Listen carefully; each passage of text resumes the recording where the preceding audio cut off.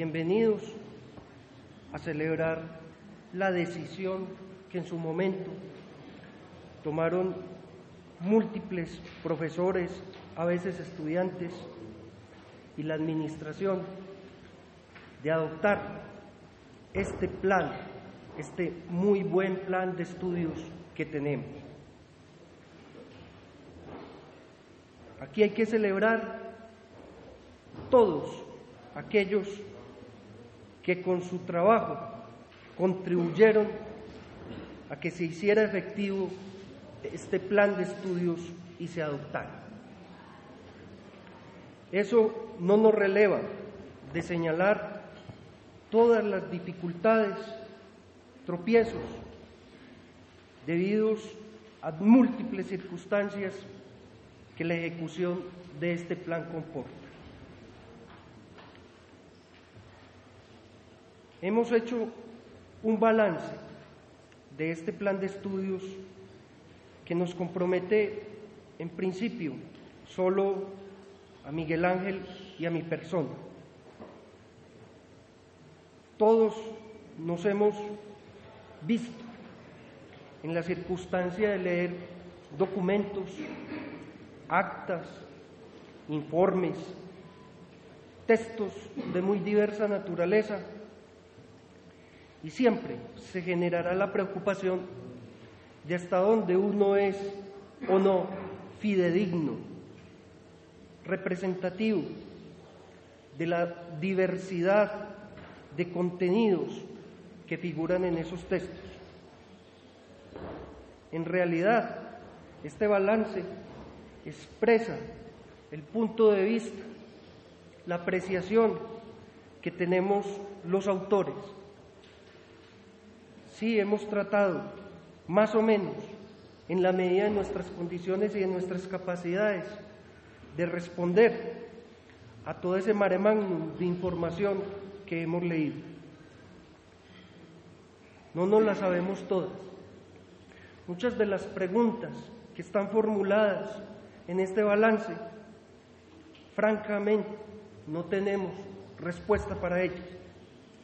Y por eso hay que celebrar esta reunión en la que estamos, porque quizás una de las maravillas de la universidad a la que pertenecemos es el debate colectivo, abierto, franco, en virtud del cual somos capaces de exhibir y mostrar nuestras diferencias.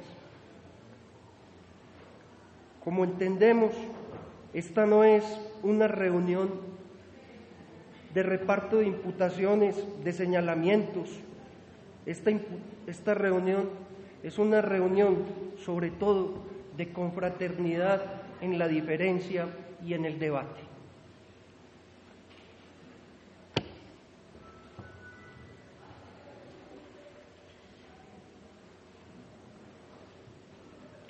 El plan de estudios está en construcción.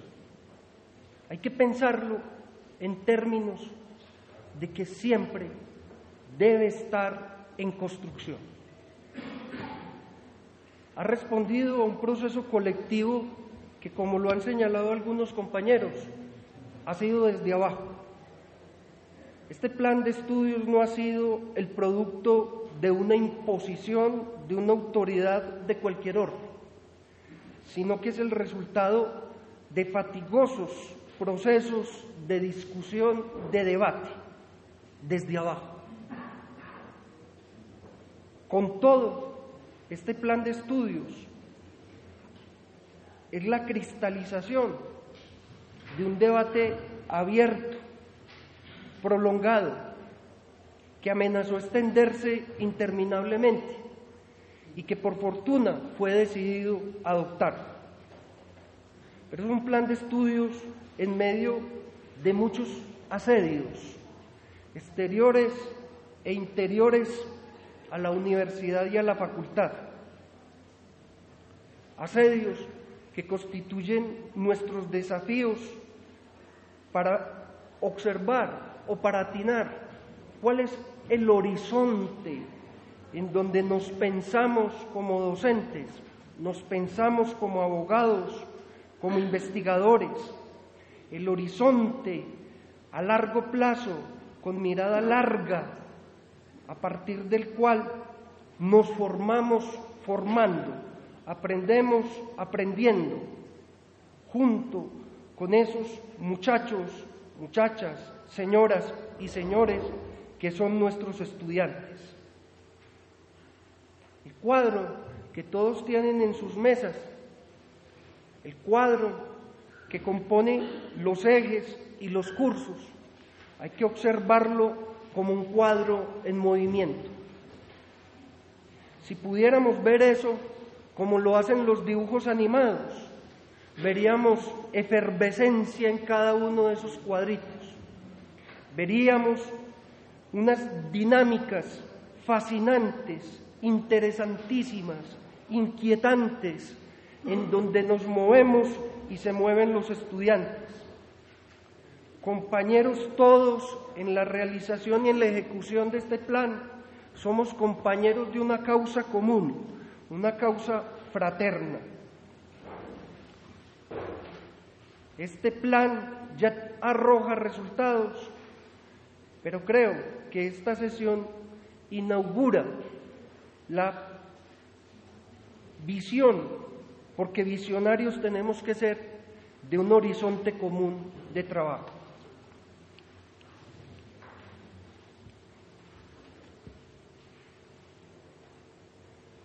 Esta reunión, desde mi punto de vista, es la más importante que se ha celebrado en muchos años en la facultad. Esta reunión y lo de que acá se siga es la razón de ser de nuestro trabajo. El plan, la discusión del plan de estudios, concita nuestro debate acerca de las concepciones del derecho que tenemos, de las concepciones del derecho que tenemos en medio de una formación sociojurídica colombiana, con sus riquezas y sus injusticias, con sus maravillas y con sus escándalos. El plan refleja y debe proyectar el ejercicio de la profesión de abogado, debe cuestionarnos, debe hacernos pensar acerca del valor que tiene ser abogado en una sociedad como esta, del valor de los ejercicios profesionales, investigativos y todas las prácticas que comporta el ser abogado.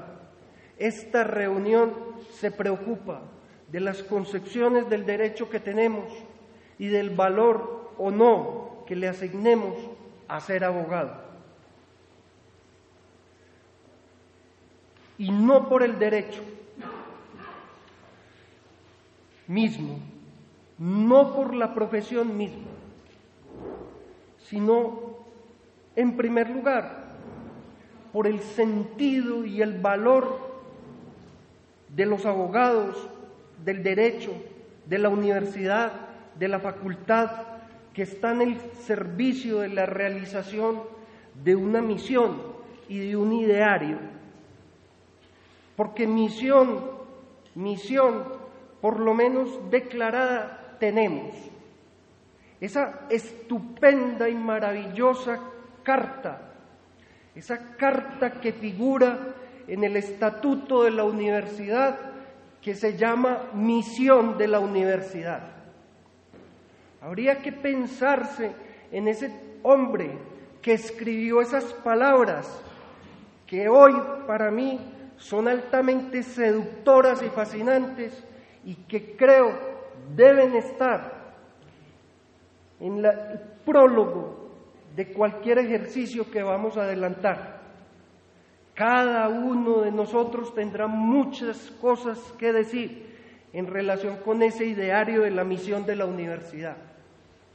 Pero en lo que a mí respecta, esa misión constituye una suerte de oración en la cual creo que muchos debiéramos activar nuestros compromisos.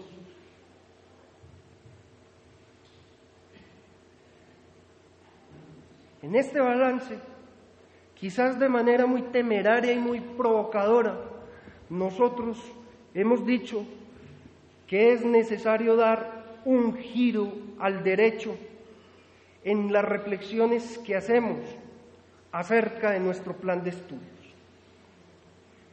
La provocación iba dirigida contra ciertos momentos de la discusión de la reforma curricular que en nuestro parecer parecían muy concentrados en asuntos a veces administrativos, a veces de distribución quizás pedagógica o de gestión curricular.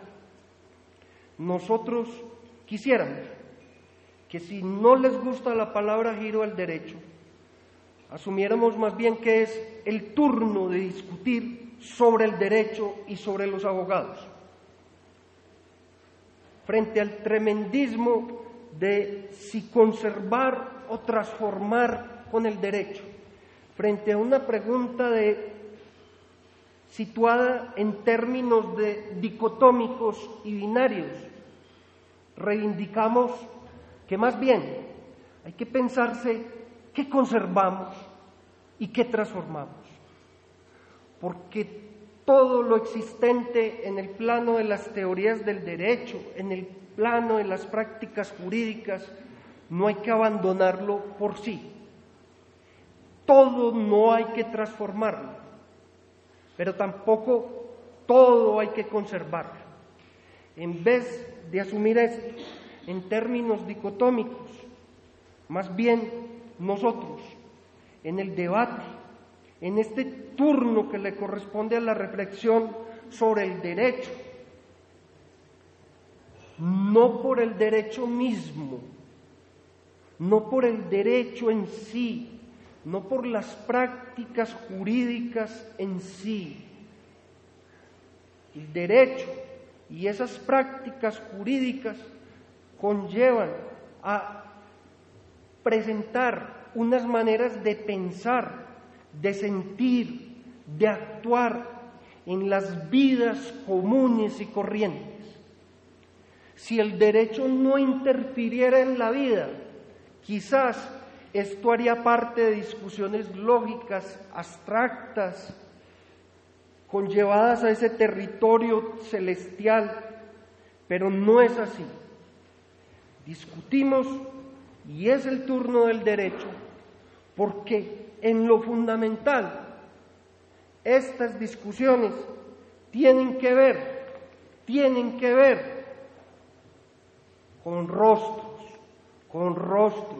Si nosotros no nos representamos los rostros que padecen injusticias y los rostros que también sarcástica o cínicamente ríen acerca de estos rostros, no tienen sentido nuestras discusiones.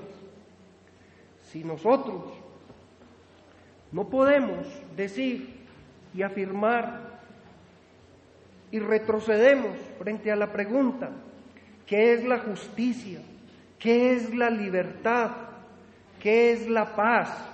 ¿Qué es el amor? Nos parece que en nuestro plan de estudios, si no damos respuesta a esas preguntas, si hemos respondido más o menos certeramente, no a señalar qué es la justicia, sino sin vacilación, detectamos fácilmente dónde hay injusticias, dónde hay opresiones, dónde hay beligerancias, dónde hay odios. La razón de ser de esta reunión, su importancia estriba en que no podemos dejar de representarnos los rostros. Y para representarnos tenemos que afirmar un asunto que parece completamente trivial. Somos abogados, somos profesores, somos investigadores, hay estudiantes en el capitalismo, vivimos en el capitalismo. Y si fuera por llamar ese capitalismo globalizado, o como dicen algunos, tardío, tanto me gustaría a mí que fuera bien, pero bien tardío, bien, pero bien tardío. Parece que no es así. Si hay rasgos de ese capitalismo en el que vivimos, que expresa numerosos desafíos, son la expansión de los mercados, la llamada les mercatoria, con todas sus secuelas de exclusión, de guerra, de desigualdades, de pobreza, con todos los conflictos inter y multiculturales de todo orden, con los desequilibrios naturales y la utilización técnica de la naturaleza como recurso, la utilización de la naturaleza como instrumento de explotación, el deterioro de la democracia y sus instituciones, la militarización prolongada del mundo con todas sus guerras, la expansión de los controles sociales cada vez más invasivos, el vértigo mediático, la sociedad espectacular. Somos abogados en este capitalismo.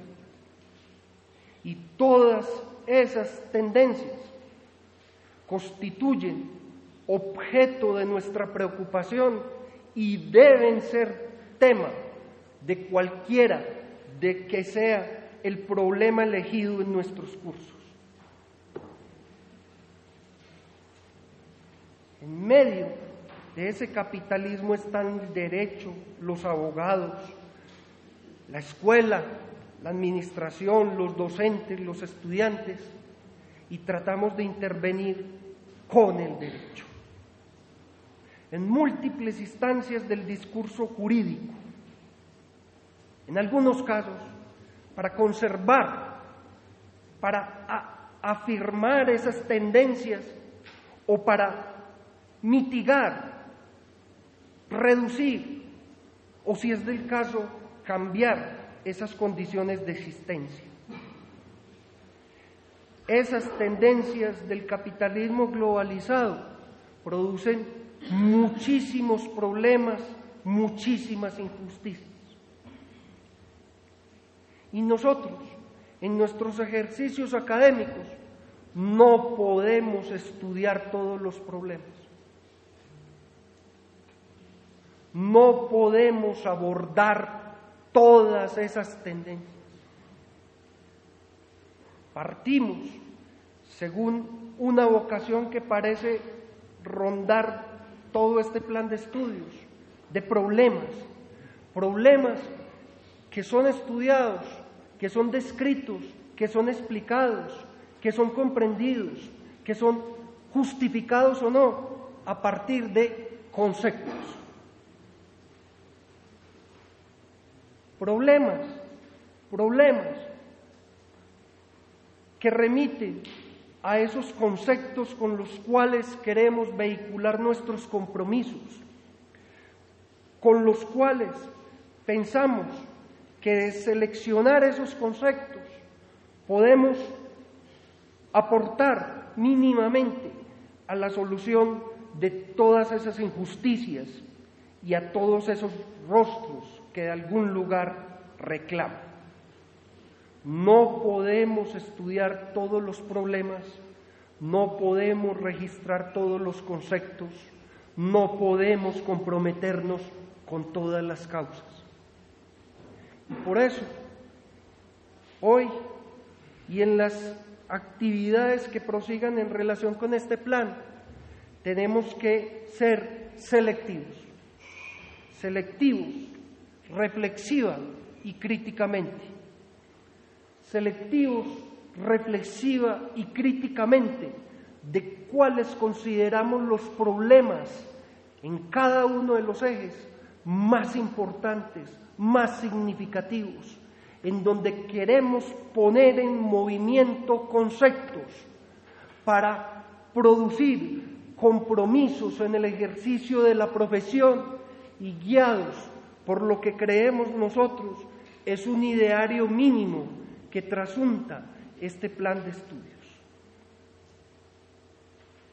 ideario mínimo. ¿Será este nuestro ideario mínimo?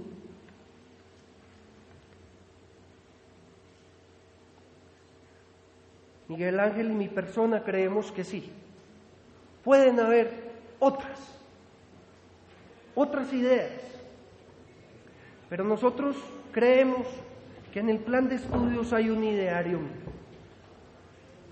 Primero, lo que hemos acerca de cada una de estas ideas, cada uno de nosotros tiene muchísimo que decir. Es mínimo porque creemos que puede haber alrededor de estas ideas un consenso dinámico, un consenso no exento de controversias, un ideario que en nuestro entender debe guiar las reformas, los ajustes, las modificaciones que se hagan al plan de estudios en lo sucesivo. En primer lugar, que tenemos una visión emancipatoria o libertaria del derecho. En segundo lugar, que asumimos que el derecho, las instituciones, las disposiciones jurídicas, las prácticas jurídicas son instrumentos al servicio de unos valores que están en discusión. Creemos que parte del ideario mínimo de este plan de estudios y de nuestra facultad es que abogamos por la última ratio en el terreno de las libertades, en el terreno de los ejercicios del poder en relación con las libertades. Y primera ratio en el orden de las prestaciones, de los derechos sociales, económicos, culturales. Que estamos volcados a pensar en problemas e injusticias y que nos ponemos de parte de los desfavorecidos, de los excluidos, de los marginados, de los pobres, o como dicen algunos, de las llamadas partes débiles. Lamentable llamarlas partes débiles cuando uno de lo que trata de pensar es de rescatar la potencia, las potencias de los excluidos y de los marginados. No obstante, creemos de parte de los débiles. Y compartimos que los mecanismos de solución de multitud de problemas e injusticias son los mecanismos alternativos de resolución de los conflictos. Creemos que esto, que fue muy importante en el proceso de la discusión de la reforma, debe reafirmarse y debe profundizarse. Y finalmente, pensamos que hace parte de nuestro ideario mínimo una vocación por la defensa irrestricta de la autonomía universitaria, la autonomía en todos los sentidos que quepa entenderla, y de suyo, por el ejercicio de las libertades académicas, de ese derecho o esos derechos fundamentales a la investigación, al aprendizaje, a la enseñanza, que deben asumir como desafío todos los asedios que tratan de evitar esas libertades y esa autonomía institucional.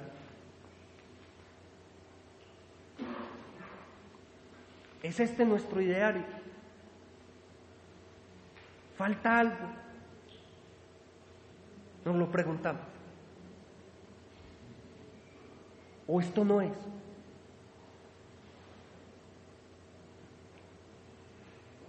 Y añadido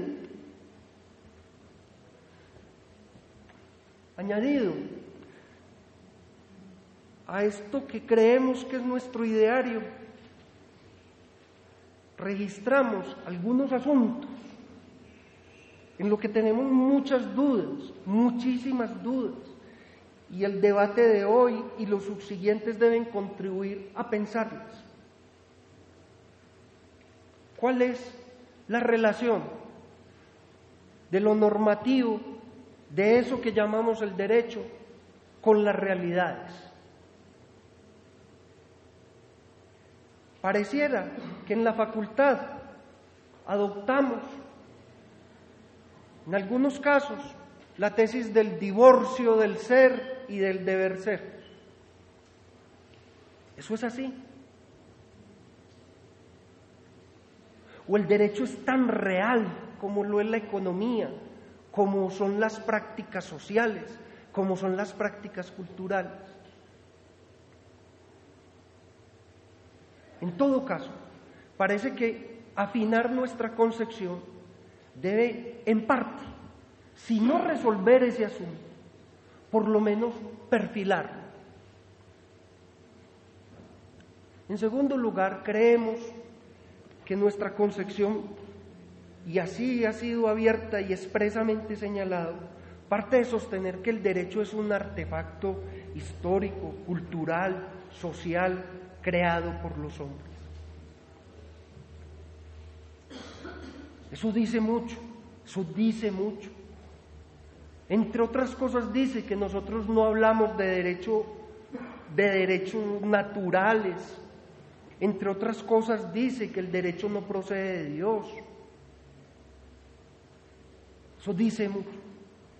En tercer lugar, que tenemos una concepción instrumental de sea lo que sea que entendemos por derecho.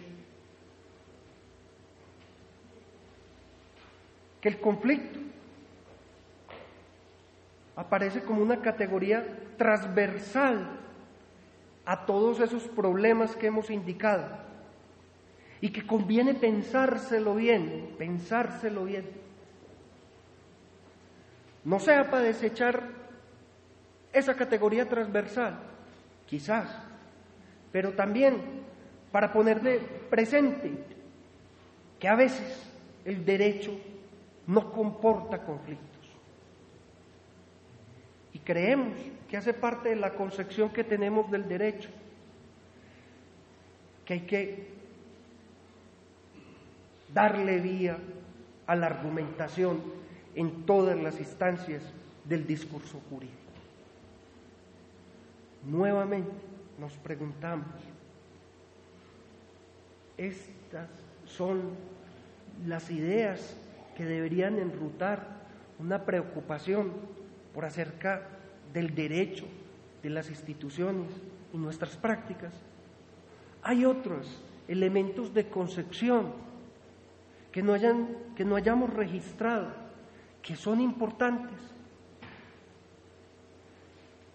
Ese ideario mínimo y esta concepción suscita muchísimas preguntas.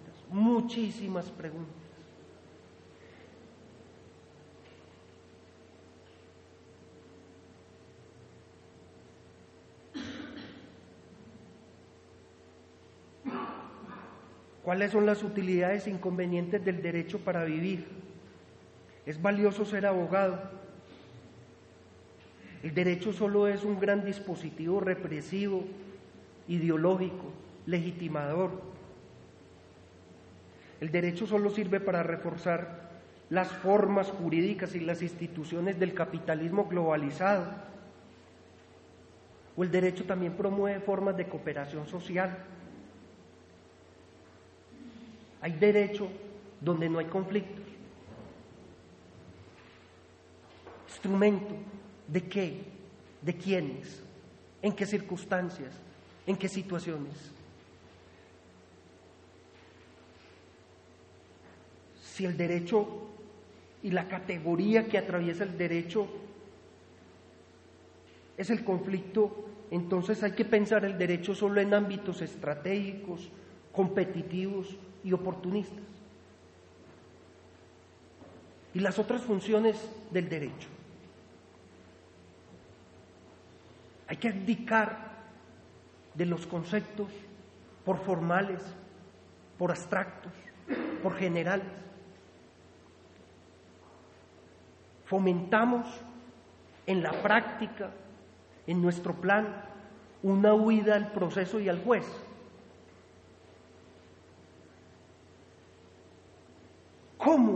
Repercuten todas estas preguntas en el ideario, en nuestras concepciones y sobre todo en nuestros ejercicios del día a día, en nuestros cursos, cuando aprendemos, cuando enseñamos, cuando investigamos.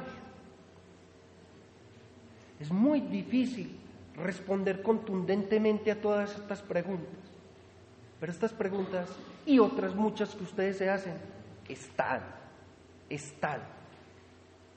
Y no tenemos por qué echarlas al cajón del olvido.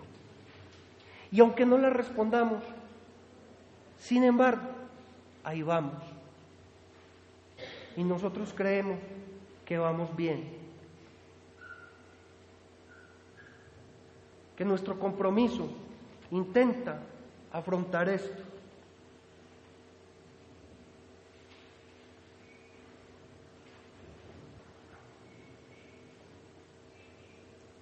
Que nuestros compromisos intentan afrontar esto.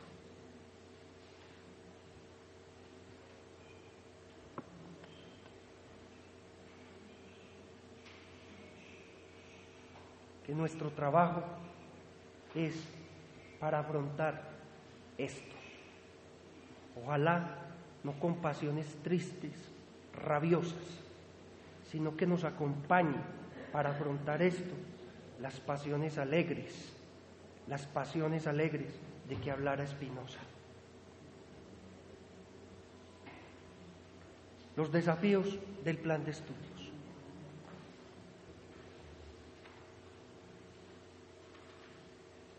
Hemos leído actas, hemos leído informes, hemos hecho entrevistas, recogimos hasta conversaciones informales con los profesores, y aún así toda la recopilación de esos datos no es exhaustiva.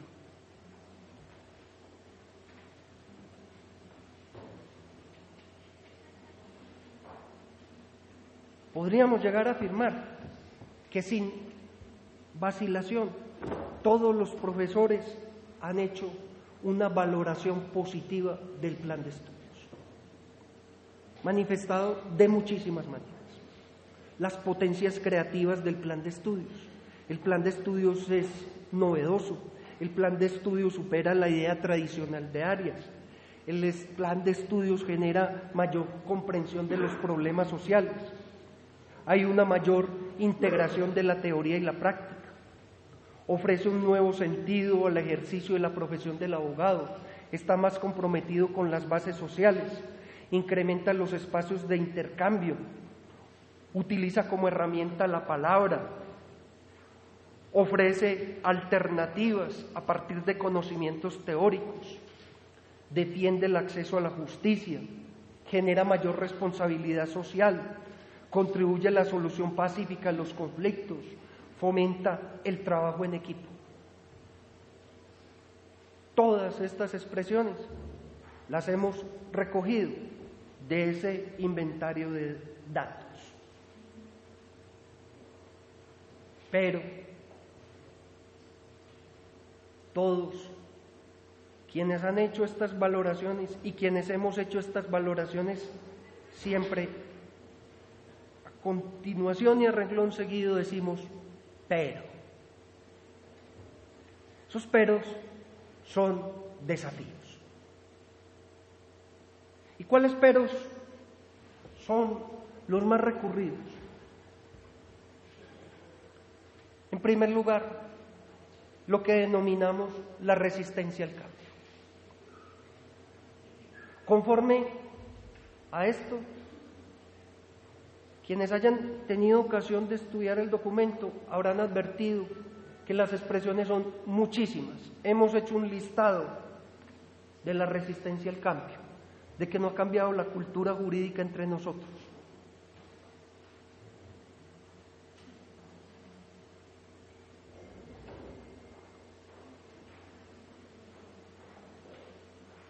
Creo que todos los que hemos manifestado que hay resistencias al cambio, sabemos que eso es un asunto gradual, que es de más o de menos.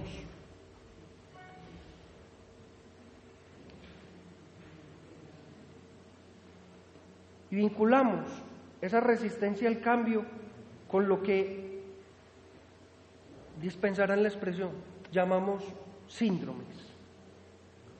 Estos síndromes, se podría decir de ellos que no son todos los que están, ni están todos los que son, pero señalemos algunos que tienen que ver con eso que llamamos la resistencia al cambio.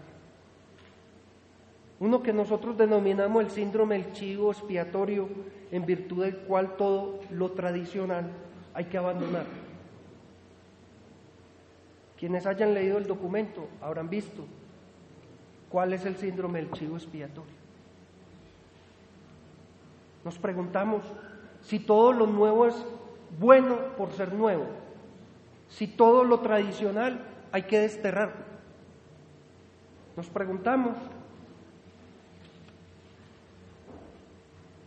cómo podemos ser selectivos con algunas de las prácticas tradicionales, no solo en el ejercicio de la profesión, sino en las maneras como enseñamos el derecho. Registramos el síndrome de la plenitud, en virtud del cual tenemos una vocación de enseñarlo todo, de que no pueden quedar vacíos ni agujeros. Registramos el síndrome de la coherencia racional cuando asumimos que eso que llamamos derecho procede de la razón, que hay una omnipotencia racional que convierte todo eso que llaman todas las disposiciones, las reglas, las disposiciones constitucionales, los reglamentos, y le asignamos a eso racionalidad.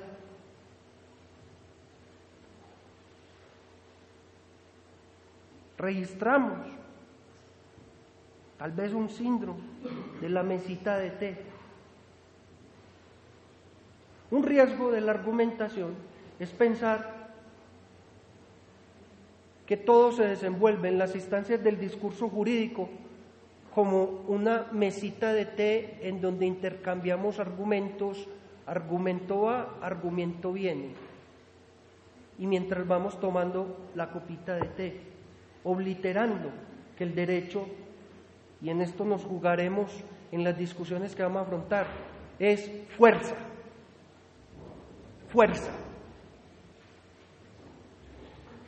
Y que quizás ahí tenemos mucho que pensar. En los ámbitos jurídicos, en las instancias del discurso jurídico, hay fuerza. Y en muchas ocasiones todos nos hemos enfrentado a esas instancias en donde esa fuerza impide la mesita de té. Y está en discusión si nuestro plan de estudios tiene el síndrome del proceso y del juez, de si todos lo remitimos al juez.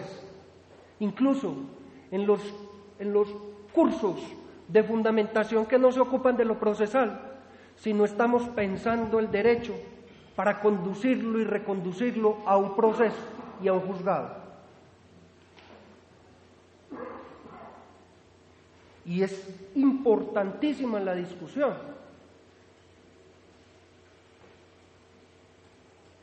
Y cómo no, el síndrome tecnocrático, administrativo, que reconvierte, en el mejor de los casos, los debates académicos en cuestiones de gestión administrativa o tecnocrática. ¿Son todos los que están y están todos los que son estos síndromes? En segundo lugar, nosotros advertimos que en ocasiones esos textos que leímos acerca de la reforma curricular, insisto, en ocasiones, esto es una cuestión de grados, en unas veces más, en unas veces menos, como en el anterior pasaje. En unas veces hay menos cambio de chip, hay más resistencia al cambio, y en otros casos hay menos resistencia al cambio. Es lo que denominamos la autorreferencia. Es cuando uno lee esos documentos o esos textos y pierde de vista los rostros y la razón de ser de ellos, y terminan siendo textos dispensen la expresión, burocráticos.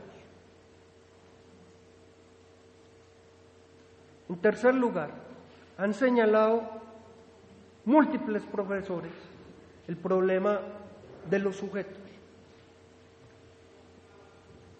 ¿En qué consiste el problema de los sujetos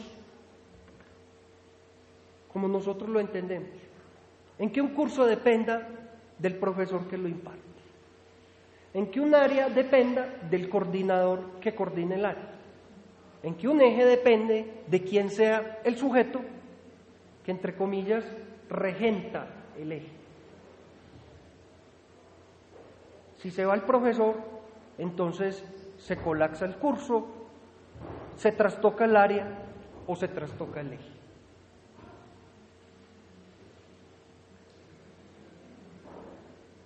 Otro, hemos advertido que a menudo, en ocasiones,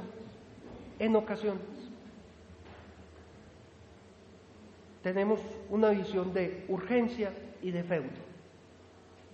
Mi área, mi curso,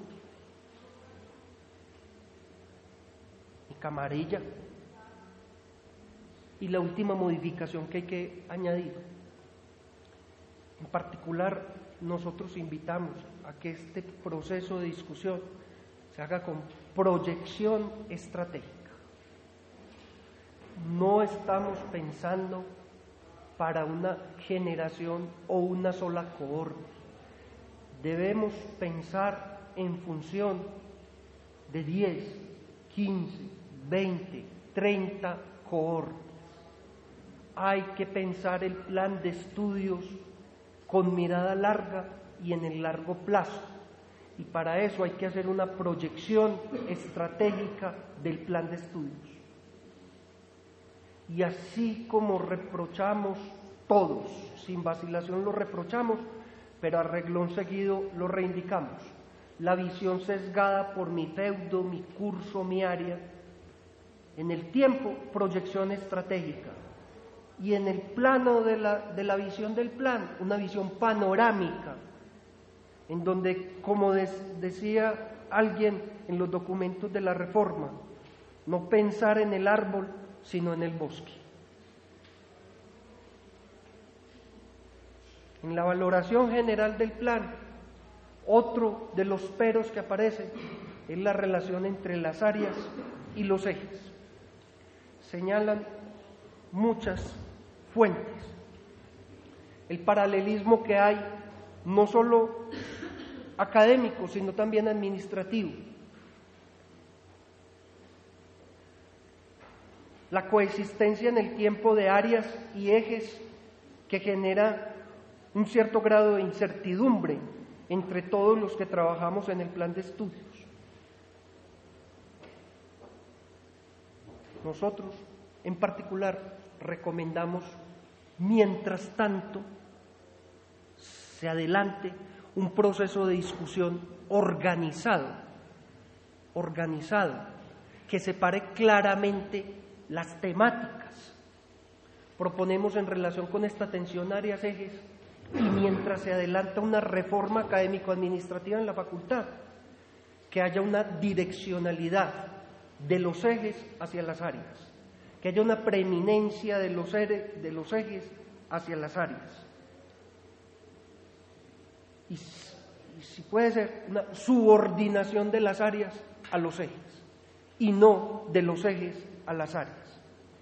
Y que mientras se adelantan los ajustes que haya que hacer, el comité de carrera sea el encargado de dirigir, coordinar todas las funciones académicas administrativas. En esta cuestión de la relación áreas-ejes también se señala muy reiterativamente la desnaturalización de los ejes o la desnaturalización de sus propósitos pedagógicos. De ello diré algunas cosas más adelante.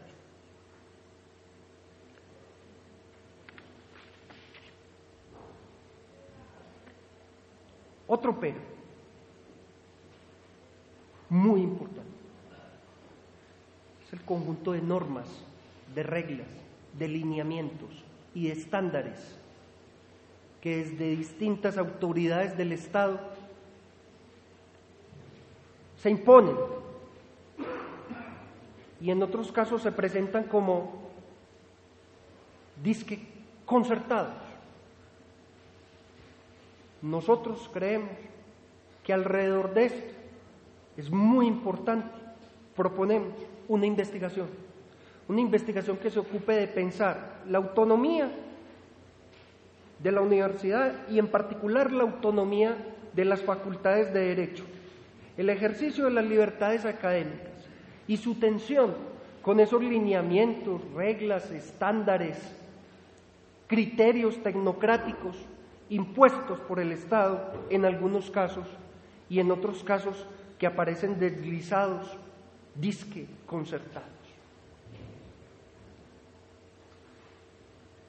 ¿Cómo no mencionar el presupuesto, el dinero y su relación con el plan de estudios? Nosotros no avanzamos mucho en esta temática.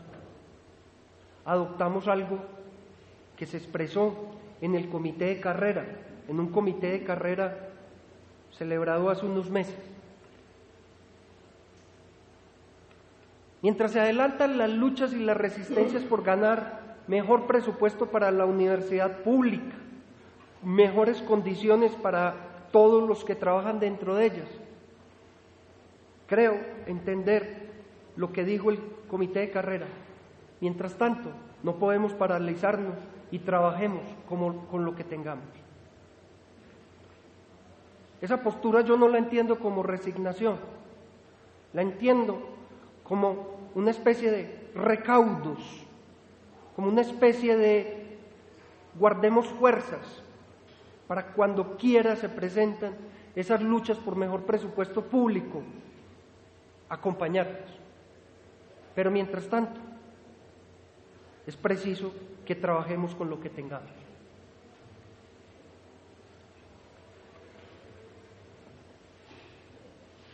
Se señala también en esta serie de peros llamado divorcio. Este divorcio tiene múltiples manifestaciones entre la teoría y la práctica, entre las teorías del derecho y las dogmáticas particulares, entre el plan de estudios y su ejecución, entre el propósito pedagógico de cada eje y cómo es efectivamente desarrollado en los cursos, entre el programa de un curso y las metodologías que se adoptan, entre los teóricos de la ciudad universitaria y los prácticos del consultorio jurídico.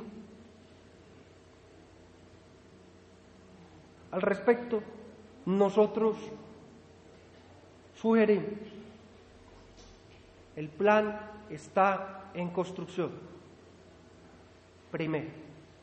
En segundo lugar, hay que asumir direccionalidades preferentes según puntos de vista. Esto es, que en relación con todas esas tensiones, en unos casos estaremos más del lado de las prácticas, en otros lados, en otras condiciones, estaremos más del lado de los conceptos y las teorías. Pero que ambos deberían tener una direccionalidad preferente. En segundo lugar, en relación con todos estos divorcios, nos parece muy importante que explícitamente asumamos una división del trabajo académico. Todos no podemos ocuparnos de todo. Y que hagamos explícito en qué consiste esa división del trabajo académico, que a partir de los debates que se adelanten, en nuestro caso, apuntalemos más ese ideario mínimo y las concepciones que tenemos. En tercer lugar, reconocer que es inevitable la distancia entre teoría y práctica, entre el programa y su ejecución, entre el plan de estudios y su implementación. Eso es inevitable.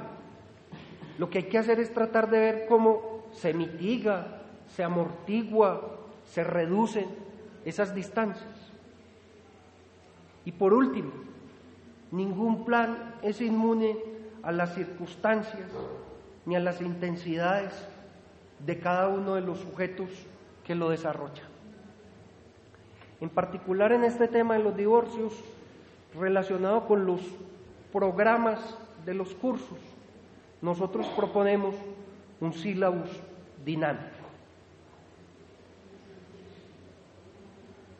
En la valoración general del plan igualmente se habla, y cómo no hacerlo, de los llamados microcurrículos.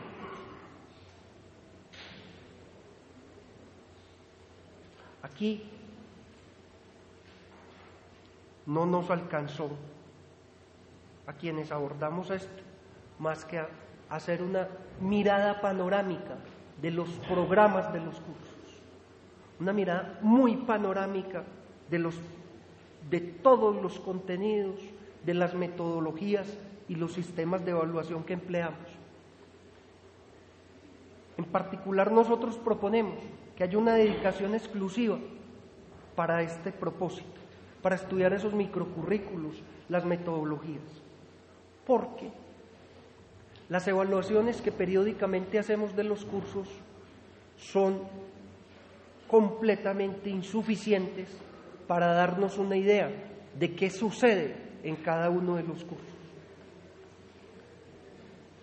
Proponemos entonces que se haga al respecto una dedicación exclusiva concentrada en el estudio de todos esos planes de estudio. Con toda seguridad, quienes, si esa decisión se toma, van a advertir lo que nosotros vimos. Es maravillosa la riqueza de temáticas, de problemas, de conceptos que se ven en esos planes. No seremos los únicos que diremos, a nosotros nos gustaría estar en esos cursos. En realidad, es una muestra de vitalidad, es una muestra de la efervescencia en el conocimiento, recorrer esos programas de esas materias.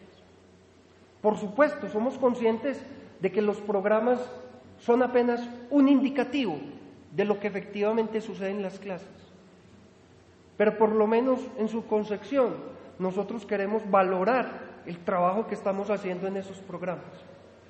Faltarán cosas, sí, faltan muchas cosas, faltan muchos temas por discutir, faltan confrontarse en relación con los propósitos del eje, con los idearios, sí faltan, pero mirados esos planes, es maravilloso lo que hacemos nosotros en la facultad.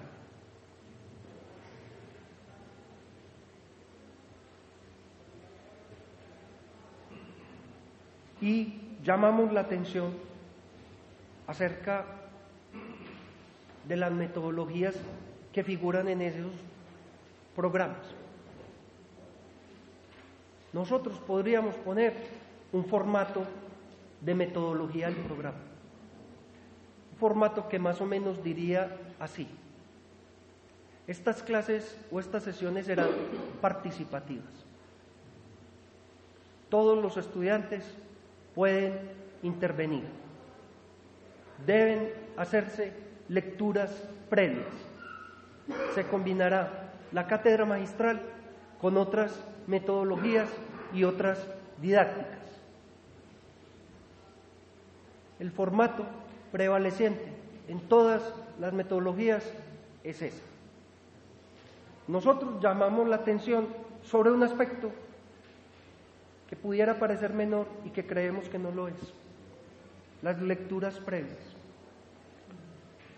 En esa dedicación exclusiva sería muy interesante saber, un estudiante de primer semestre, por ejemplo, en sus primeros 3 meses, ¿cuántos documentos y libros se tiene que leer en esos primeros 3 meses? Y si el llamado tiempo de horas independientes le alcanza para estudiarlos, no para leerlos, para estudiar. Solo llamamos la atención acerca de las lecturas previas, en lo cual tenemos una gran preocupación, no solo por la extensión de las lecturas y la cantidad de las lecturas, sino por las maneras de estudiar los textos, porque los textos, una cosa es leerlos y otra cosa es estudiarlos. Y para estudiarlos no pueden tener en su escritorio los estudiantes 4 libros.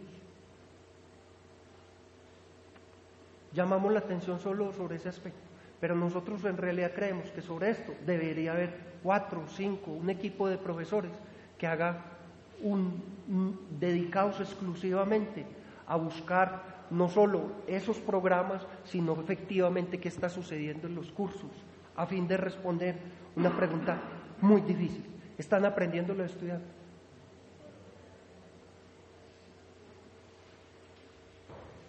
Y por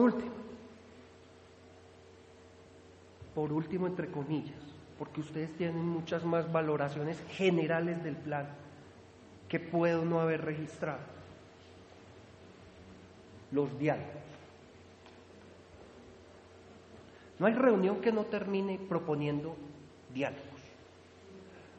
Hay que hacer diálogos entre los profesores de la misma materia, hay que hacer diálogos con los profesores de materias afines del área, hay que hacer diálogos entre las áreas, hay que hacer diálogos de las áreas con los ejes, hay que hacer diálogos de los profesores de cada curso, de cada eje con las otras áreas, hay que hacer muchos diálogos. Nosotros tenemos una voluntad dialogante impresionante. Proponemos que los diálogos pues subsistan, por supuesto, pero proponemos un semestre especial en donde aboquemos esos llamados diálogos, los abordemos organizadamente, diseñemos una agenda organizada de discusión y en donde los diálogos no mezclen todo con todo, porque hay que escuchar reuniones, hay que ir a las reuniones y ver que perdonen la exageración, hasta el problema de Camboya aparece para discutir cuáles son los créditos de un curso. Entonces nosotros creemos que esa voluntad dialogante tenemos que iniciar un proceso, un semestre especial, en donde sesiones como esta o de otra naturaleza, con otros mecanismos, empecemos a organizar una agenda y ese debate sea un debate organizado. Pero en este aspecto de la valoración general, también nuestro plan de estudios fue afectado por las llamadas negociaciones. Negociaciones que no dudamos en señalar secretas, que no aparecen en ningún acta, en donde un profesor o un grupo de profesores fueron a presionar para más horas, o para más cursos, o para incluir esto aquí o esto allí. Esas negociaciones, con todo, en parte parece ser que afectaron algunos aspectos del plan de estudios.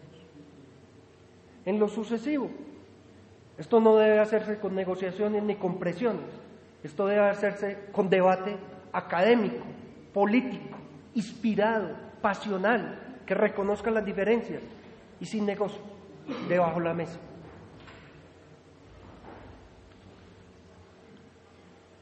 Estas y otras dificultades generales que retomamos de lo que consultamos son auténticos desafíos que nos parece en lo sucesivo tenemos que abordar.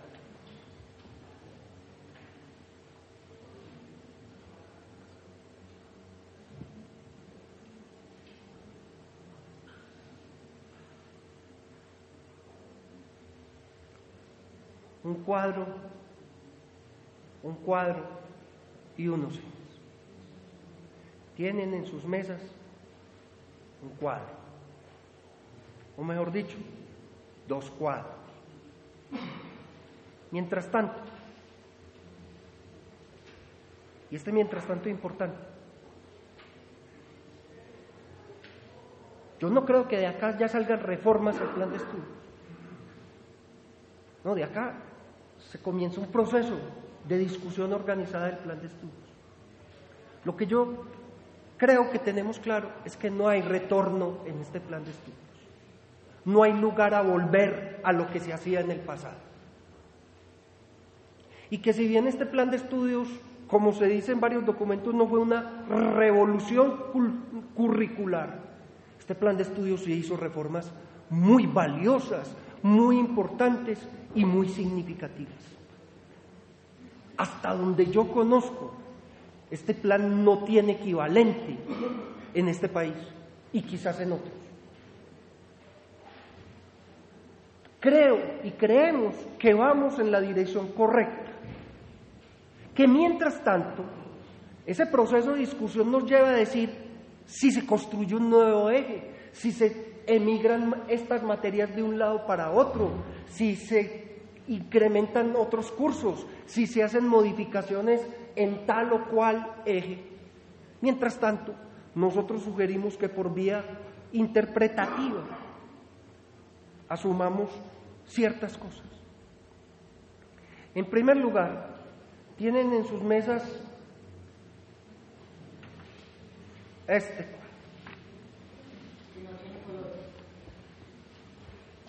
sin colores, lamentablemente. Pero lean a color, si son capaces.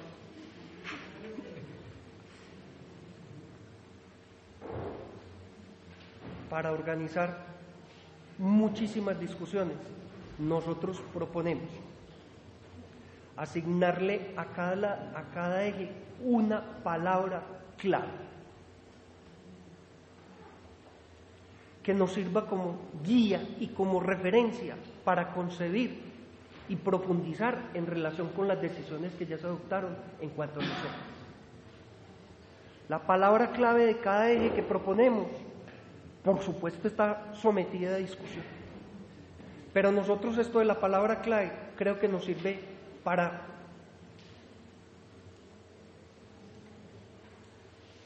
disminuir ciertas dificultades que se presentan en el entendimiento del plan de estudios. En segundo lugar, nosotros proponemos que los ejes sean pensados en términos de puntos de vista. Robert Uribe, en un documento relativo a la reforma, aludía a los puntos de vista quizás presentados por Hart en el concepto del derecho. Puntos de vista externos al derecho, esto es, una mirada axiológica y política del derecho, o bien una mirada sociojurídica del derecho, registrado como punto de vista externo. Y puntos de vista interno, sean ellos de teoría del derecho o dogmáticos, en donde podemos pensar en términos de ámbito jurídico constitucional, jurídico legal, jurídico jurisprudencial, jurídico administrativo. En todo caso, está presentaba el profesor Robert Uribe la sugerencia de que sería conveniente que tuviéramos presente en la concepción de los ejes los puntos de vista. Nosotros les proponemos que en la concepción de los ejes haya puntos de vista preferentes. Preferentes no es excluyentes, sino puntos de vista preferentes. Y en cada uno de los ejes se adopten esos enfoques para comprender el eje. En tercer lugar, tienen ustedes una casilla que figura como presupuestos.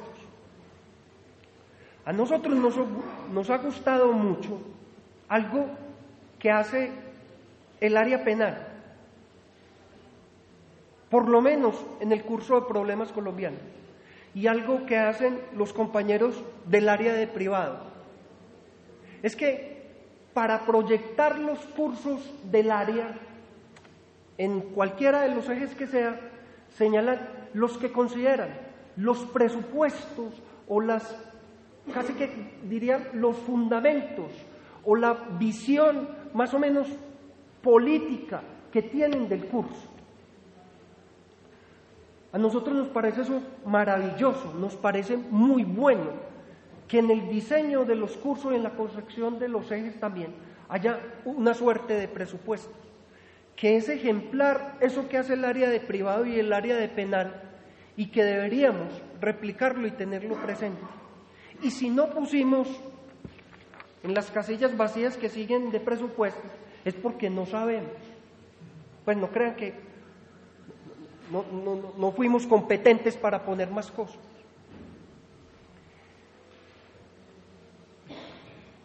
Seguidamente se habla de niveles de profundización. En el comité de carrera, de las muchas discusiones que se surtieron en el comité de carrera,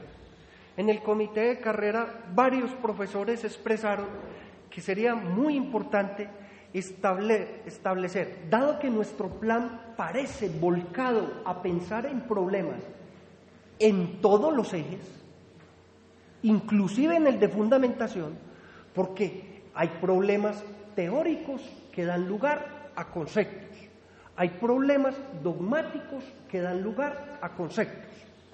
Dado un plan que tiene vocación para pensar en problemas, conviene distinguir en cada eje cuáles son los niveles de problematización que tiene cada eje. Y nosotros proponemos unos niveles. Los nombres son muy equívocos, los nombres que les damos son muy equívocos, pero nosotros creemos que en cada eje, en cada curso, en cada eje debe haber niveles de problematización diferenciados. En particular proponemos que en el eje de contexto se adopte y se vuelque el diseño de los cursos hacia problemas que llamamos estructurales de la formación sociojurídica en Colombia. Y por ejemplo, en el eje de complementación, nosotros proponemos que los problemas sean problemas, entre comillas, privativos de determinadas áreas. Esos problemas que son específicos de lo penal, del derecho privado, del derecho comercial, del derecho económico, del derecho administrativo. También, si los planteamientos es que ningún concepto surge si no es porque se ha presentado un problema. Así como hay niveles de problematización, proponemos niveles de conceptualización. No es lo mismo un nivel conceptual en un curso de teoría del derecho que en un curso de formas de tratamiento de conflictos, que en un curso de problemas colombianos. Los niveles conceptuales no son equivalentes. Y los cajones vacíos que siguen es de niveles investigativos. Es porque pensamos que los compañeros del área de investigación deberían realizar un acompañamiento, no sé si buscar un mecanismo para asesorarnos cómo es un nivel investigativo en cada uno de los ejes. ¿Qué tipo de investigación se puede desarrollar? Y qué didácticas, metodologías investigativas se pueden emplear. Y terminamos con niveles especificados en donde creemos, pensando en los abogados, cuál es el grado de formación a que responde cada uno de los ejes.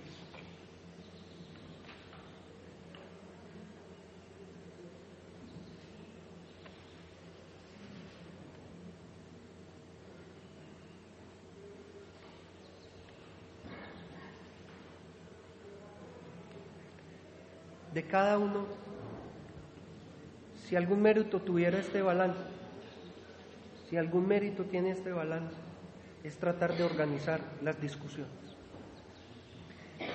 Todos los documentos que leímos, de todos hay anexos por tipos de problemáticas. Por ejemplo, en la relación áreas-ejes, todo lo que encontramos de ese debate nos lo llevamos y se formó más o menos una documentación acerca del problema de áreas-ejes. Lo mismo hicimos en relación con los ejes. ¿Qué se ha discutido en la facultad en relación con cada uno de los ejes? Y presentamos en cada uno de los ejes un anexo con todo lo que se ha dicho en relación con ese respectivo eje. Pues bien, en el eje de contexto,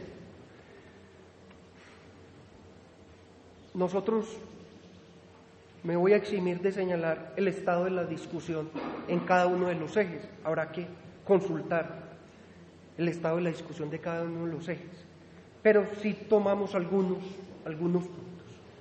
En relación con el eje de contexto,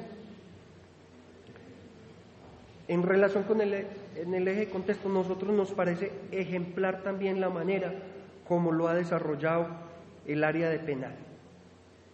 El área de penal y en particular en el curso de problemas colombianos. Proponemos que en este eje el punto de vista sea preferentemente externo.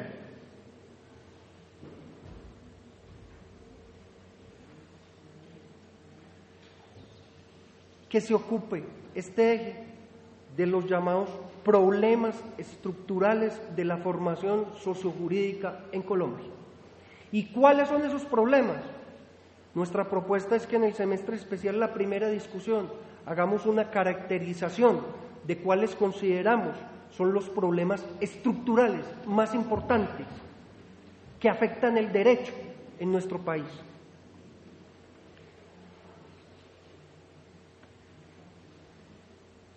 Creemos que los conceptos más importantes en el eje de contexto son los conceptos vinculados a las ciencias sociales y a las ciencias humanas, y que en ese eje debe haber una preocupación por hacer una investigación genética, los factores que dan lugar al surgimiento de esos problemas estructurales y de las formas jurídicas consiguientes, y investigación acerca de las funciones del derecho. Conceptos como control social, las funciones del derecho, nos parece que serían muy representativos de ese nivel conceptual que creemos nosotros debería perseguirse en ese eje. Que esos problemas seleccionados sean evaluados periódicamente. Si estamos volcados, si comparten, si se está de acuerdo en que el eje de contexto debe examinar y debe partir de problemas estructurales, en realidad habría que transformar dos cursos, el de teoría política y el de filosofía. Y señalar migraciones de otros cursos que están en otros ejes, que quizás deberían pertenecer a contexto. Por ejemplo, culturas jurídicas, nos parece a nosotros, es más aconsejable, por vía interpretativa mientras reformamos el plan, que se asuma como que pertenece a contexto.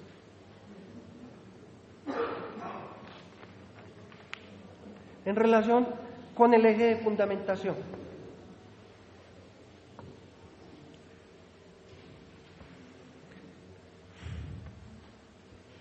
quiero responder en primer lugar a una manifestación muy frecuente en relación con el eje de fundamentación. El eje de fundamentación es lo que se venía dando. Resumamos en esa expresión una crítica muy reiterada de muchos profesores. Es lo que se venía dando. Pues nosotros nos tomamos en serio la expresión, es lo que se venía dando. Y es que hay que matizar esto de es lo que se venía dando.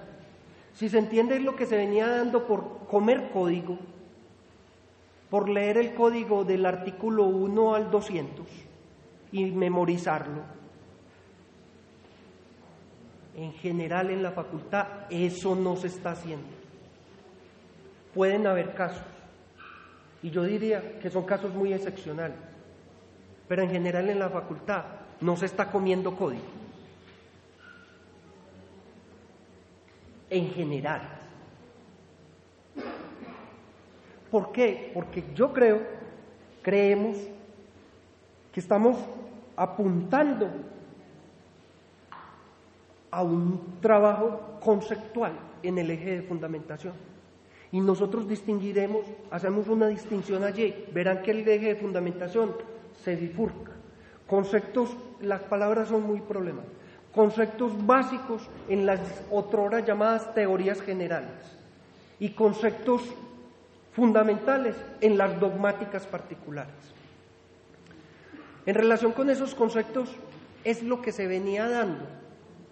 Hombre, pues que había embargos antes y hay embargos hoy. El concepto de embargo o de medidas cautelares sigue siendo un concepto que es usado, que funciona, que en algunos casos sirve para describir, explicar y comprender relaciones jurídicas determinadas. No ha desaparecido el concepto de validez. Si es lo que se venía dando, pues ¿por qué? Por supuesto, porque hay que enseñar el concepto de validez, el concepto de vía gubernativa, el concepto de bien jurídico, el concepto de obligación, de obligaciones civiles, de obligaciones comerciales.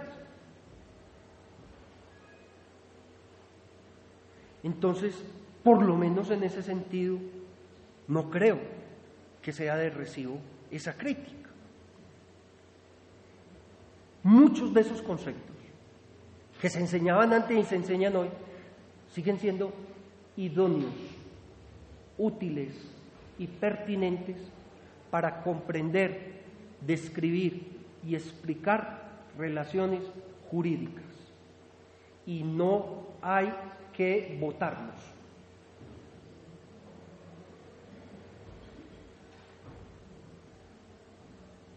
En segundo lugar, lo que sí es cierto es que hay que tratar en un curso, por muy dogmático que sea, tratar de que se comprenda cuál es el problema que ha dado origen a ese concepto y cómo ese concepto sirve para explorar el derecho positivo. El derecho positivo, no para comer código, sino para operar con esos conceptos y comprender no solo el derecho positivo, sino cómo afecta las relaciones jurídicas y sociales.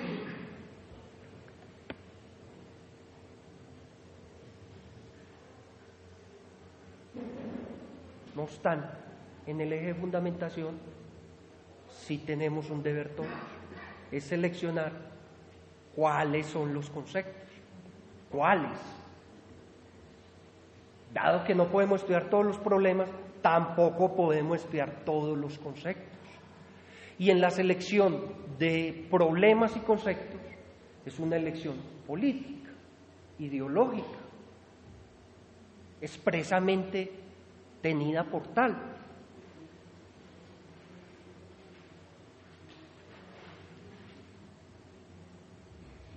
Habrán entendido que yo tengo una vocación y hago una defensa de los conceptos.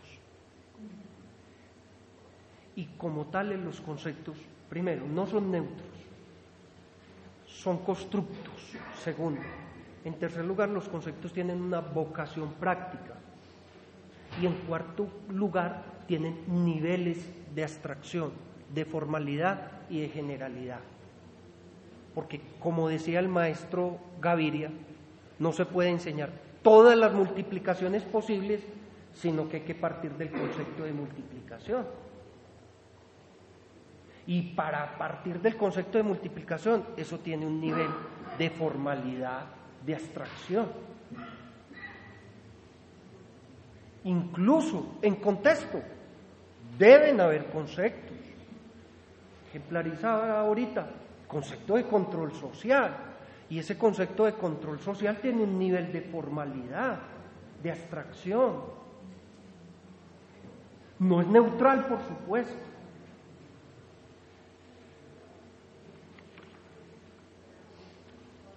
Revisarán ustedes este cuadro que ahora lo ven en colores, de las propuestas que hacemos, de cuál es el punto de vista, de cuál es el nivel de problematización que proponemos en el eje de fundamentación.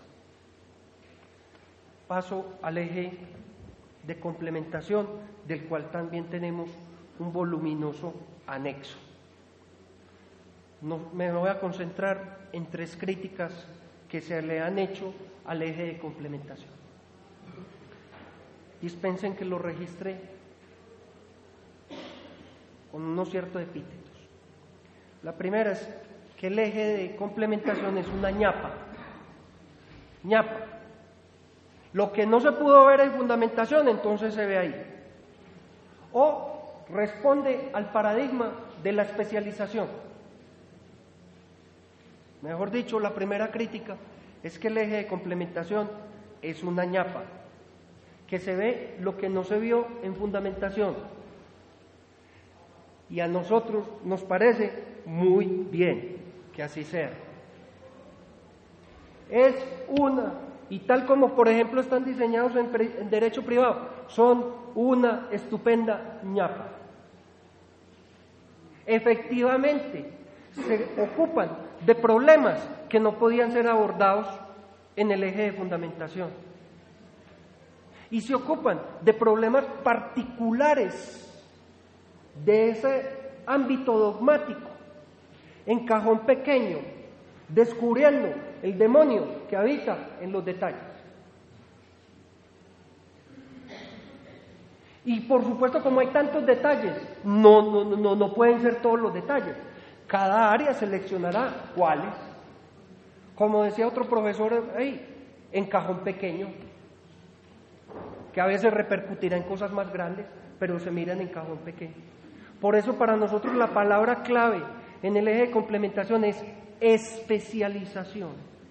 Y especialización en campos dogmáticos específicos. Esto nos lleva al segundo epíteto que se ha hecho en relación con el eje de complementación. Es la bisagra. Y en efecto, tal como fue redactado el acuerdo en relación con el eje de complementación, dice que contribuirá a especializar en el conocimiento jurídico y brindará criterios de elección para la profundización. Esa es la bisagra. Criterios de elección para la profundización y especialización. Nosotros creemos que el eje de complementación debe concentrarse en la especialización y que los criterios de elección para la profundización, eso no es de complementación, eso es de toda la carrera y de todos los ejes. Proponemos disolver la bisagra, concentrar la complementación en la palabra especialización y que los llamados criterios de elección de la profundización, eso está en todo, en todos los cursos. Eso supone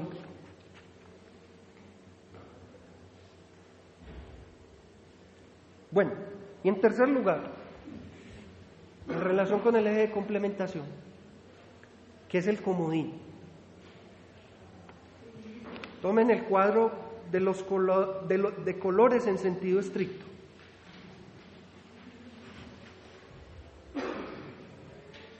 Observen que tiene ese cuadro el séptimo semestre, que es dogmática. Eso es dogmática. Pero observen también, ayúdenme, ¿cuáles son los otros cursos? Investigación 3, investigación 4. ¿Cuáles son los otros? Filosofía del derecho.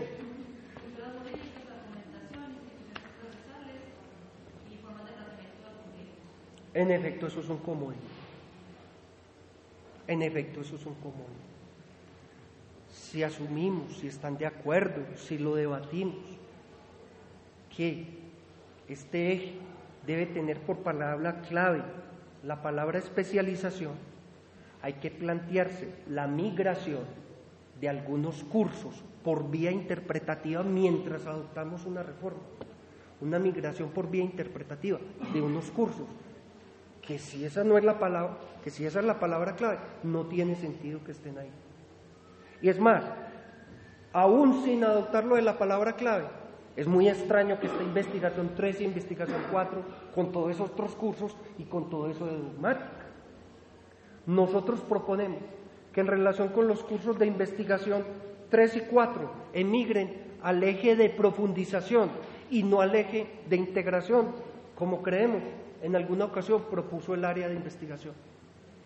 Nosotros proponemos que los otros cursos, por vía interpretativa, insisto, que los otros cursos nos planteemos su emigración, culturas jurídicas a contexto, argumentación y filosofía del derecho, instituciones procesales a fundamentación y quizás formas de tratamiento de conflicto por vía interpretativa, mientras decidimos qué reforma hacer en relación con ese eje, asumir que la palabra clave de ese eje es especialización. Y señalamos las vías en que se ha hecho esa especialización, sobre todo en los cursos puramente dogmáticos del eje de complementación. Las tres nos parecen acertadas. Por ejemplo, en penal se trata en el curso de complementación trata de confrontar la parte general del código con algunos tipos penales o bienes jurídicos específicos. Esa es una vía. En privado hay otra vía. Recuerdo, no sé si hoy por hoy estará, no lo tengo claro, se hacen unas preguntas importantes, muy específicas del derecho privado. Recuerdo alguna en relación con las relaciones de las casas matrices con las sucursales. Esa es otra vía. Y en procesal también hay otra vía que a mí me parece que, tal y como lo ilustran los profesores del área procesal, es muy interesante. Es plantearse un tipo de problemas en derecho procesal más o menos generales, por decir algo, la verdad en la sentencia, la verdad procesal o el problema de la verdad, y puntualizarlo en instituciones procesales. Los profesores me corregirán si esa no es la vía que ellos emplean. Las tres vías a mí me parecen acertadas, nos parecen acertadas.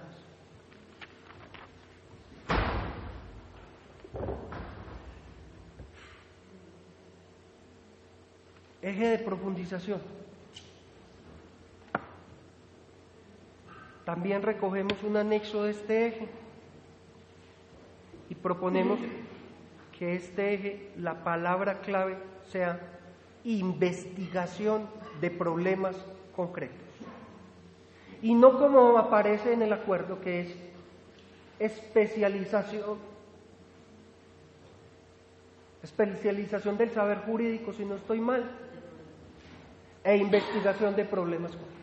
Para nosotros este eje debe ser investigación de problemas concretos. Críticas que se le han señalado a este eje, que es que, bueno, aquí hay un punto. El comité de carreras decidió darle autonomía a las áreas para el diseño de los cursos de profundización. Hasta donde nosotros hicimos el balance, no conocimos puntualmente cómo se evaluaron los cursos de profundización, pues tenemos una información muy genérica. Parece ser que algunos cursos de profundización efectivamente se volvieron lo que no se vio en fundamentación o no se vio en complementación. ¿Pero por qué sucedió eso? Porque el comité de carreras decidió darle autonomía a las áreas para diseñar. Francamente, nosotros no estamos de acuerdo con que, o mejor dicho, evaluamos que esa no fue una acertada decisión. Y que el eje de profundización debe concentrarse en problemas concretos de carácter local, regional o nacional, que combine el punto de vista interno con el externo y que en relación con las prácticas, si han de vincularse los cursos a las prácticas, se vinculen a eso que llamaremos enseguida alto impacto o problemas de alto impacto.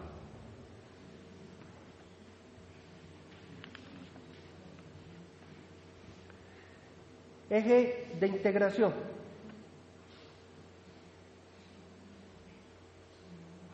No exagero si digo que aquí es donde más informes, actas, debates, documentos tenemos.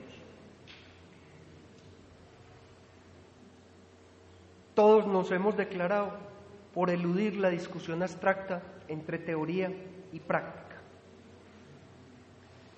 Hemos reconocido el carácter instrumental del derecho, se ha manifestado en algunos de esos textos que vimos, el derecho visto como un mecanismo social práctico.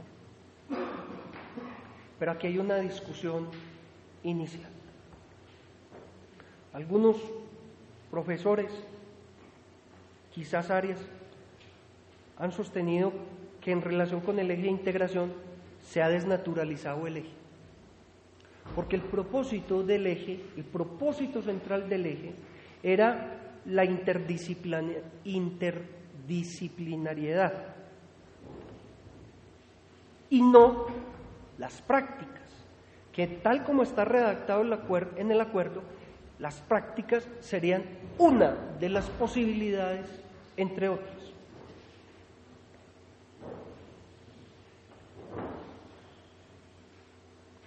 Nosotros creemos que hay una confusión en la discusión. Primero hay que señalar que en el acuerdo hay que invocar a Mandrake para entender el eje. Pues, tal como quedó redactado, es muy confuso. En todo caso se hablaba de coordenadas estructurales, no del eje de integración, no, coordenadas estructurales de todo el plan de estudios. La flexibilidad, la interdisciplinariedad, las otras coordenadas, todas esas coordenadas no son coordenadas del eje de integración, son coordenadas de todo el plan de estudios. Total, nos parece que no se puede caracterizar el eje de integración por las coordenadas, sino que hay que caracterizarlo por lo que le es específico al eje. Y ahí nosotros, so pena de que sobre esto habrá mucha discusión, nosotros nos encontramos de acuerdo con que la palabra clave del eje de integración sean prácticas, que la palabra clave sea prácticas. Prácticas orientadas por los mínimos, por la concepción que tengamos del derecho, por la misión de la universidad. Prácticas que descomponemos en dos niveles, en el caso a caso y en lo que llamaremos por comodidad, alto impacto.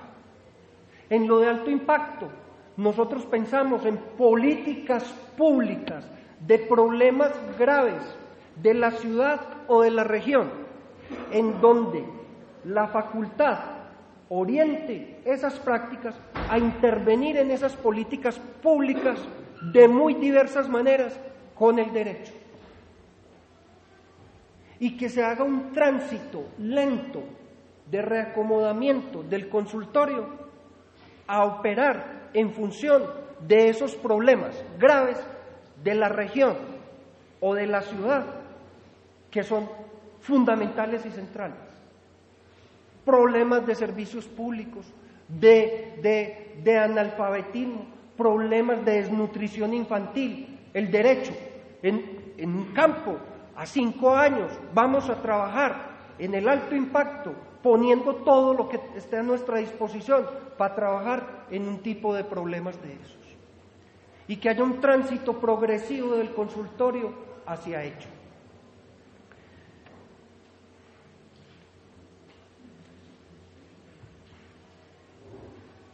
Prácticas con una orientación estratégica, con una orientación panorámica, que eviten el asistencialismo, que no apunten a resolver los problemas que son del Estado, que se seleccionen esos caso a caso y eso alto impacto con criterios políticos más o menos claros, reflexiva y críticamente. Si las cosas son de este modo, entonces, como entenderán, nosotros no estamos de acuerdo con las llamadas simulaciones en las prácticas,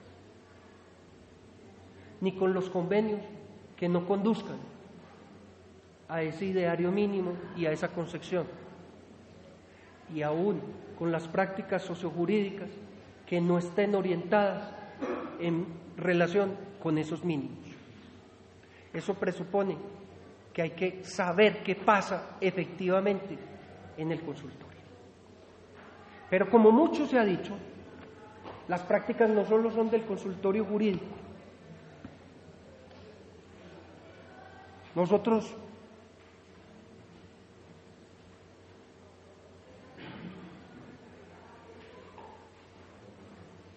decimos que es necesario definir lo que entendemos por prácticas. Les proponemos a ustedes una definición de prácticas. Ponemos a la controversia de todos la definición de prácticas que tenemos. La toma de decisiones y la elección de cursos de acción razonables entre profesores y estudiantes a partir del examen de las circunstancias y la previsión de sus consecuencias, en el marco de una concepción ideopolítica para la gestión de intereses ajenos.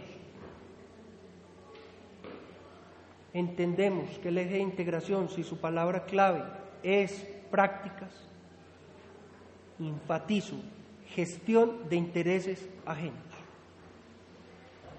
Visitas a un juzgado, si no gestiona un interés ajeno, no lo llamamos práctica. Nosotros, eso queremos discutir. Visitas a la Casa de la Memoria, conforme a esta definición, si no gestiona un interés ajeno, no lo llamamos práctica. No quiere decir que no se hagan, no, por supuesto, que se hagan, que se adelanten, eso es muy importante, eso es maravilloso. Pero nosotros no creemos que haya que llamar a todo prácticas. El máximo extremo es decir que cuando dicto clase estoy haciendo práctica, que cuando pongo un taller hago práctica.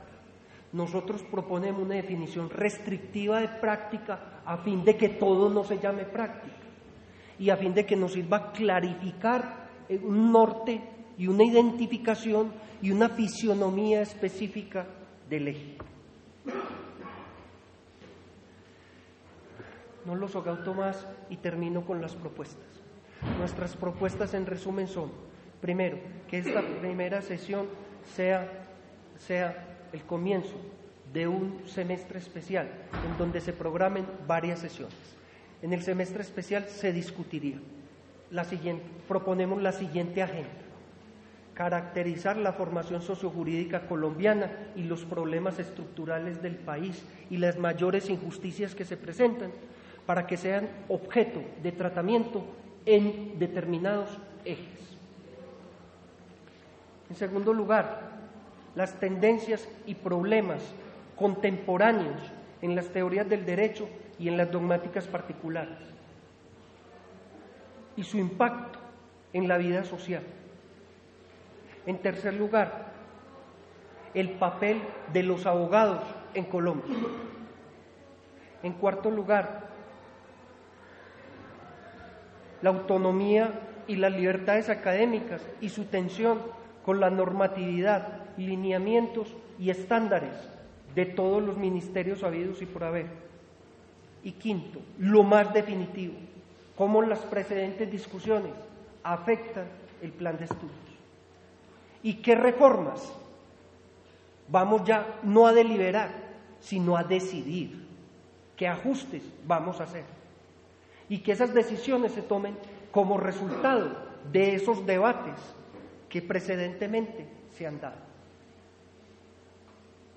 En segundo lugar, proponemos que ese semestre con esa agenda sea el insumo más importante para adelantar una reforma académico-administrativa de la facultad y sea el soporte para la reforma académico-administrativa de la facultad. Tercero, proponemos una investigación acerca de la autonomía, las libertades académicas y los lineamientos, estándares, criterios de todos los aparatos gubernamentales. Y quinto, proponemos una dedicación exclusiva en donde un equipo de profesores se ocupe de estudiar los microcurrículos, las metodologías efectivamente empleadas en los cursos, los sistemas de evaluación efectivamente producidos y los resultados de esa investigación deben ser puestos en conocimiento de todos para tenerlos presentes en la medida de lo posible en los ajustes que hay que hacerle, si es que hay que hacerle al plan de estudios. Disculpen la vehemencia. Muchas gracias por su atención y bienvenidos a la discusión.